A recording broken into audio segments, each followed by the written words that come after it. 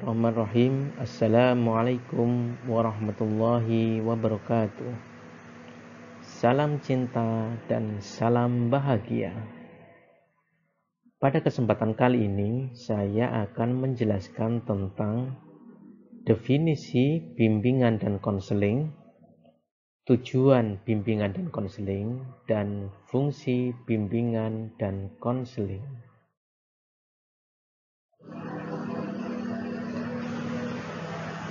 Kata bimbingan secara bahasa berasal dari bahasa asing yaitu guidance yang berarti merupakan upaya untuk membantu mengoptimalkan individu. Dengan demikian, kalau dari segi kata ini, maka kata bimbingan dan mengoptimalkan individu berarti individu sudah mempunyai potensi yang memang belum bisa berkembang secara optimal, maka dibutuhkanlah bimbingan.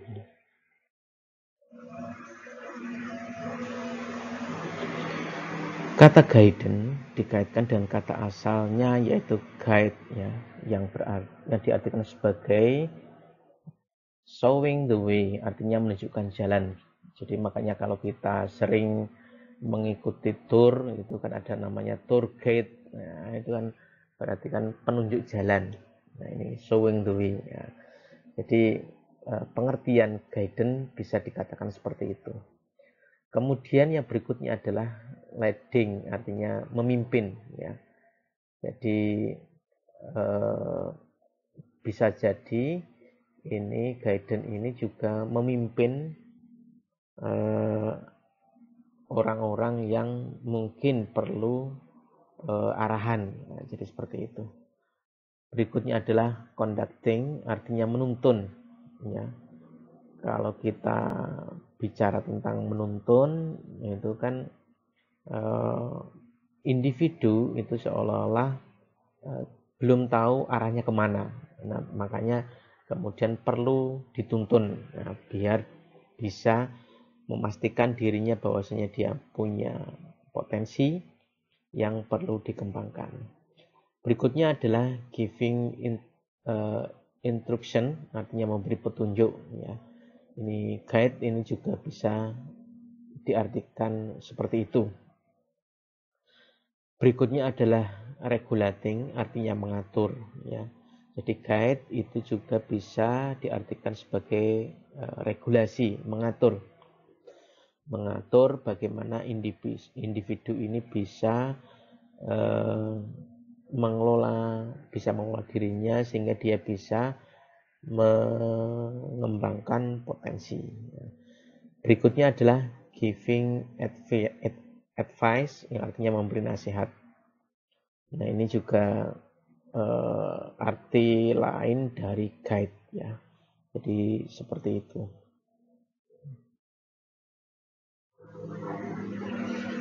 Pengertian bimbingan ini menurut Arthur Jones ini 1970 ini mengatakan bahwasanya bimbingan adalah the help given by one person to another in making choice and adjustment and in solving. Jones ini mengartikan bimbingan dengan bantuan yang diberikan oleh satu individu kepada individu lainnya dalam menentukan pilihan ataupun menetapkan pilihan dan penyesuaian dalam pemecahan masalah. Nah, ini menurut Jones ya. Kemudian kalau Frank Miller dalam bukunya Guidance and Service berpendapat bahwa bimbingan adalah proses bantuan terhadap individu untuk mencapai pemahaman diri yang dibutuhkan bagi penyesuaian diri secara baik dan maksimum di sekolah, keluarga, masyarakat. Kemudian kalau Astuti ini mendefinisikan bimbingan dengan sebuah usaha pendekatan konselor dengan klien bukan hanya menyelesaikan sebuah masalah yang dihadapi, namun mengembangkan potensinya dengan berbagai anjuran atau nasihat sebagai solusi. Jadi ini perlu ada penekanan bahwasanya ini pemberian bantuan, ya. Ini kata kuncinya adalah pemberian bantuan dari individu, ya, tentunya individu ini adalah yang disebut sebagai konselor, ya, kepada individu lainnya yang kemudian disebut sebagai klien, tidak hanya untuk menyelesaikan sebuah masalah saja yang dihadapi oleh klien ataupun orang lain ini tadi, namun juga mengembangkan potensi, ya, potensi yang dimiliki oleh klien, ya, dengan cara bagaimana? Dengan cara anjuran, nasihat, ya, sebagai solusi atau dalam pengembangan potensinya itu dengan cara seperti itu. Bisa saja nanti itu dilaksanakan di sekolah, keluarga maupun masyarakat. Nah, ini pengertian bimbingan. Lalu bagaimana dengan pengertian konseling? Nah, ini konseling merupakan konversi dari bahasa Inggris counseling yang jika ditinjau dari segi semantik, yang dalam kamus bahasa Inggris itu kata counseling ini dikaitkan dengan counsel, yang ini berarti juga nasihat, ya, to obtain counsel, ya, anjuran, ya, to give counsel, kemudian pembicaraan, to take counsel, ya. Kata counseling pada saat ini telah diterjemahkan dengan counseling, ya, tetapi kadang-kadang counseling juga masih diterjemahkan dengan penyuluhan, ya. Ingat seperti penjelasan saya di sejarah di sebelumnya, ya, pada awalnya pun di Indonesia kata yang familiar itu adalah penyuluhan, walaupun pada tahap berikutnya secara undang-undang diganti dengan konseling. Namun demikian masih saja antara konseling dan penyuluhan ini digunakan dengan silih berganti, ya. Jadi masyarakat sampai saat ini masih menggunakan penyuluhan, ya, di samping juga menggunakan istilah konseling, ya.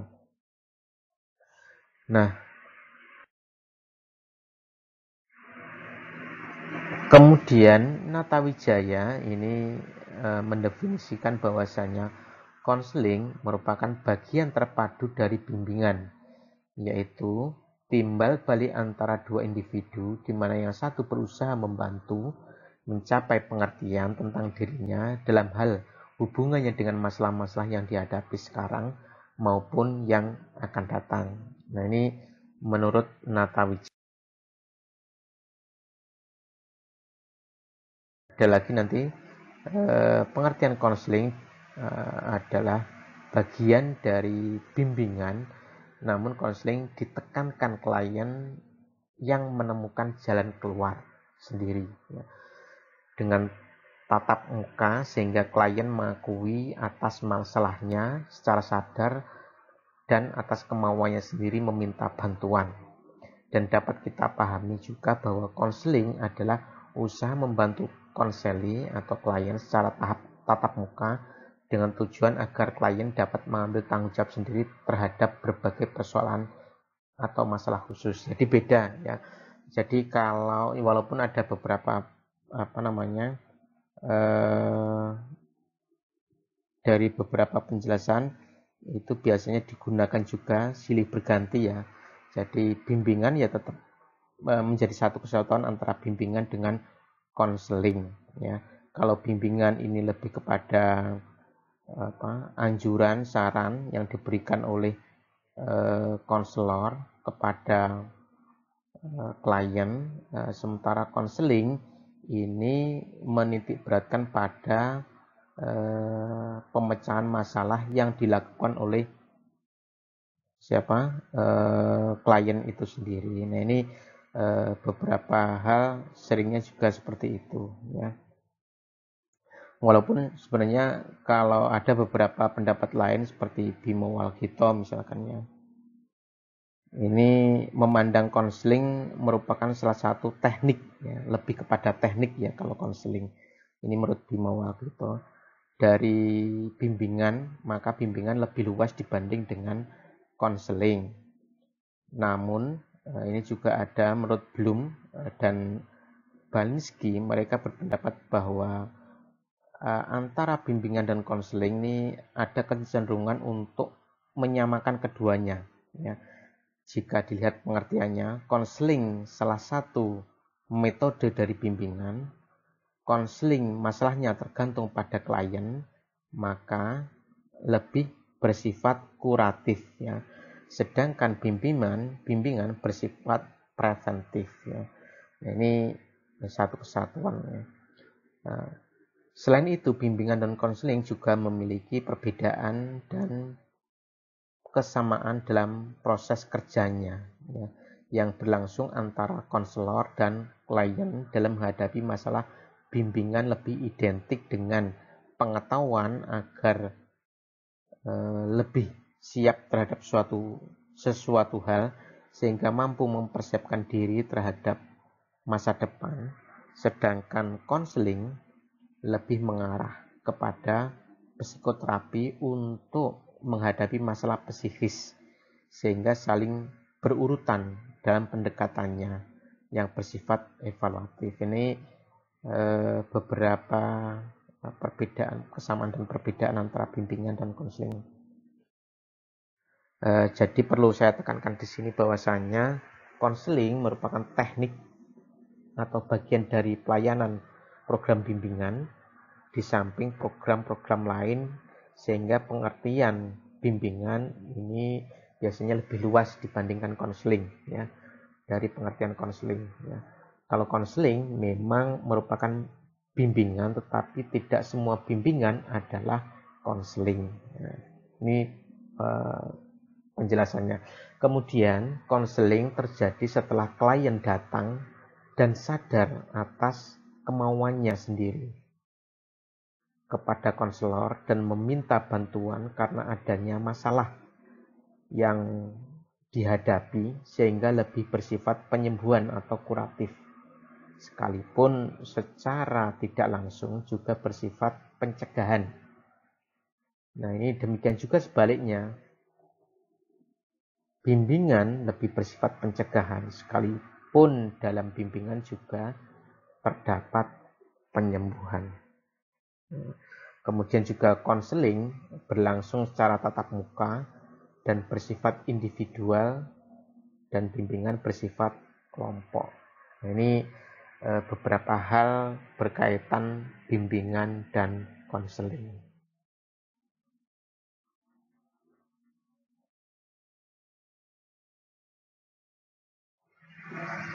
Nah, berikutnya adalah tujuan bimbingan konseling. Ya, jadi tujuan ini menjadi salah satu hal yang cukup penting dalam bimbingan dan konseling. Kalau kita runtut undang-undang, ya, undang-undang sistem dalam undang-undang sistem pendidikan nasional, karena memang bimbingan ini bagian dari termasuk dalam undang-undang sistem pendidikan nasional, ini menyatakan bahwasanya tujuan umum dari bimbingan dan konseling adalah terwujudnya manusia Indonesia seutuhnya yang cerdas, yang beriman, yang bertakwa kepada Tuhan Yang Maha Esa, dan berbudi pekerti luhur, memiliki pengetahuan dan keterampilan, kesehatan jasmani dan rohani, kepribadian yang mantap dan mandiri, serta rasa tanggung jawab kemasyarakatan dan kebangsaan. Nah, ini tujuan bimbingan konseling sesuai dengan Undang-Undang Sistem Pendidikan Nasional tahun 1989. Nah, untuk tujuan khususnya nanti bisa di secara spesifik, maksudnya misalkan membantu masyarakat agar dapat mencapai tujuan-tujuan perkembangan meliputi seperti pribadi, ya. Jadi bagaimana individu itu bisa berkembang sesuai dengan keinginannya. Ya, kemudian sosial, ya.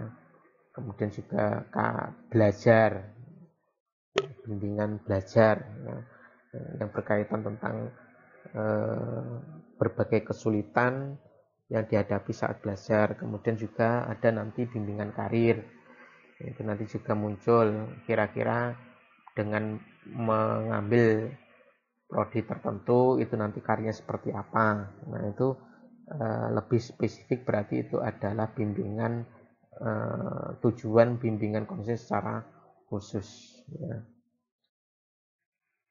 Berikutnya adalah fungsi bimbingan dan konseling. Nah, ini ada beberapa fungsi dari bimbingan dan konseling. Yang pertama adalah fungsi pencegahan atau disebut juga preventif, ya.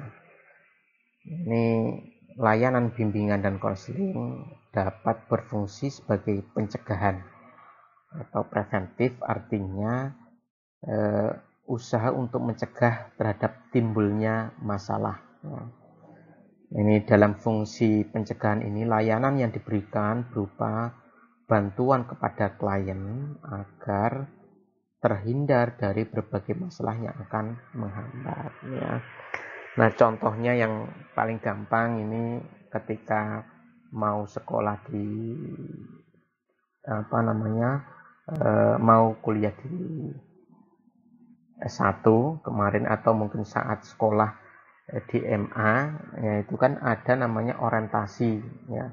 Orientasi atau pengenalan lingkungan kampus. Nah, ini merupakan sebagai bentuk dari layanan pencegahan, ya. Kira-kira nanti situasi kampus itu seperti apa, yang itu tentu berbeda dengan ketika proses pembelajaran di aliyah. Nah, ini contohnya, ya. Ini adalah sebagai satu pencegahan, ya, pengenalan dahulu agar setelah kenal itu kemudian bisa menjalani dengan nyaman. Nah, ini fungsi pencegahan ataupun preventif. Berikutnya adalah fungsi pemahaman. Fungsi pemahaman ini adalah, yang dimaksud pemahaman itu artinya bimbingan konseling menghasilkan pemahaman tentang sesuatu oleh pihak tertentu sesuai dengan keperluan pengembangan. Misalnya pengembangan pemahaman siswa tentang diri siswa oleh siswa itu sendiri, orang tua, guru, maupun guru pembimbing, ya. Kemudian pemahaman tentang lingkungan siswa, ya. Contohnya tadi orientasi sekolah ataupun orientasi kampus. Ini guna memberikan pemahaman tentang situasi sekolah itu seperti apa, memberikan pemahaman tentang situasi kampus itu seperti apa. Nah, itu fungsi pemahaman, ya. Jadi tadi kurang lebih hampir beririsan, ya, antara pencegahan dengan pemahaman, karena ketika memberikan orientasi itu juga sebagai bentuk pemahaman, memberikan bentuk pemahaman kepada peserta didik ataupun terhadap konseli kepada klien tentang dirinya, kemudian juga sebagai usaha untuk pencegahan, ya, ketika dia sudah memahami tentang proses pembelajaran di kampus itu seperti apa. Nah, itu kan juga ada nanti mencegah, ya, terhindar dari hal-hal yang tidak diinginkan, ya, akibat mungkin ada beberapa masalah yang ada di kampus. Kemudian berikutnya adalah fungsi perbaikan, ya. Walaupun fungsi pencegahan dan pemahaman telah dilakukan, ya, Namun mungkin saja masyarakat masih menghadapi masalah-masalah tertentu sehingga perlu adanya fungsi perbaikan. Ya, di sinilah fungsi perbaikan itu berperan. Ya. Bimbingan konseling akan menghasilkan terpecahnya atau teratasinya berbagai problem ataupun masalah yang dialami oleh klien. Nah, jadi ini fungsi perbaikan. Kemudian yang berikutnya adalah fungsi pemeliharaan dan pengembangan. Fungsi ini berarti bahwa layanan bimbingan dan konseling yang diberikan dapat membantu dalam klien memelihara, ya, mengembangkan keseluruhan pribadi secara mantap. Ya. Jadi bagaimana layanan bimbingan konseling itu ya bisa sustainable, ya, terpelihara, continue, ya, apa yang dipahami tentang dirinya, ya, sehingga bisa dia itu melangkahkan kaki dalam aktivitasnya itu secara mantap, ya, terarah dan berkelanjutan, ya. Ya, tentunya saja ini kan dipandang sebagai positif agar tetap baik, ya, mantap gitu, ya. Nah, dengan demikian klien dapat memelihara dan mengembangkan berbagai potensi dan kondisi positif dalam rangka perkembangan diri secara mantap dan berkelanjutan. Nah, ini fungsi pemeliharaan dan pemahaman. Dengan demikian pada sesi ini dapat saya simpulkan bahwasanya bimbingan merupakan sebuah usaha pendekatan konselor dengan klien, bukan hanya menyelesaikan sebuah masalah yang dihadapi, namun mengembangkan potensinya dengan berbagai nasihat, anjuran, ya, kemudian menemukan jalan keluar. Sementara kalau konseling, ini usaha membantu konseli atau klien secara tatap muka dengan tujuan agar klien dapat mengambil tanggung jawab sendiri terhadap berbagai persoalan atau masalah khusus, ya. Jadi bimbingan itu lebih dari konselor, pemecahan masalahnya, ya. Sementara konseling ini pemecahan masalah itu lebih dominan dilakukan oleh konseling, walaupun sebenarnya tidak, kalau di bimbingan juga tidak hanya lebih kepada anjuran-anjuran. Kemudian bimbingan dan konseling memiliki hubungan yang erat karena saling antara satu dengan lainnya ini saling melengkapi, ya, menyempurnakan dalam menyelesaikan masalah yang sedang dihadapi oleh klien, ya. Walaupun terdapat perbedaan yang juga terdapat persamaan sebagaimana yang sudah saya jelaskan di awal. Kemudian bimbingan dan konseling diperlukan bagi seseorang yang mempunyai masalah dan tidak sanggup mengatasinya, ya. Kemudian tujuan bimbingan konseling tadi ada tujuan secara umum, yang mengacu kepada undang-undang, sementara kalau secara khusus tadi sebagaimana yang sudah saya sampaikan ada tujuan untuk pengembangan potensi pribadi, keluarga dan masyarakat. Kemudian fungsi bimbingan tadi ada fungsi preventif, fungsi pemahaman, fungsi perbaikan, dan fungsi pemeliharaan dan pengembangan. Saya kira demikian untuk pertemuan kita kali ini. Akhirul kalam, wassalamualaikum warahmatullahi wabarakatuh. Salam cinta, salam bahagia.